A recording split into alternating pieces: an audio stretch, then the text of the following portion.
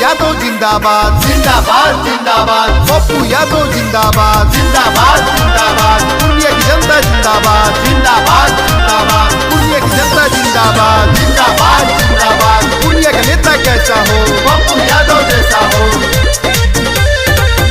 पूर्णिया के बेटा होवे सबके चहेता होवे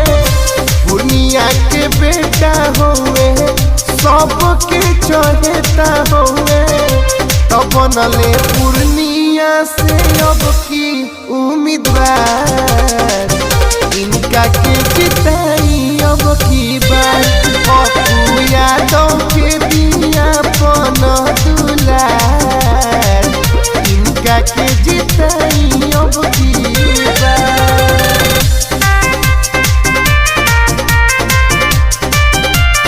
Music by Arya Babu.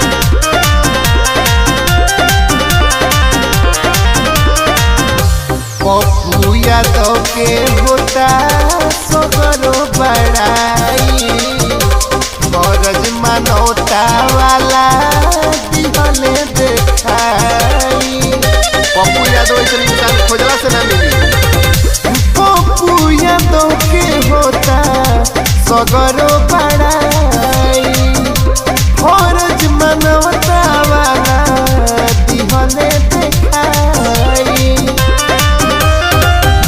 दुनिया के अपनाई कोरी है विकास हो कि वोट देवे खातिर रही तैयार इनका के जिताई अब की बार पप्पू यादव के दिया पन दुलार इनका के जिताई अब की बार।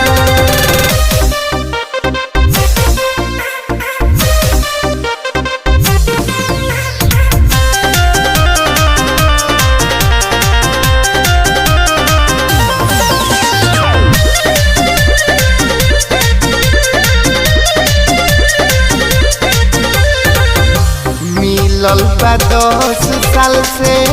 जनता के झांसा पप्पू यादव से सबके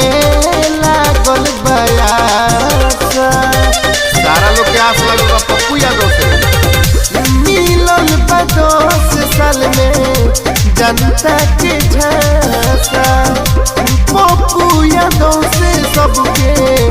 लागल बयासा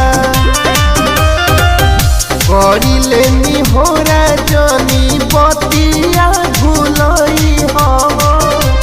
मुखिया गाना गा के करस प्रचार इनका के जिताई अब की बार पप्पू यादव के दिया पन दुलार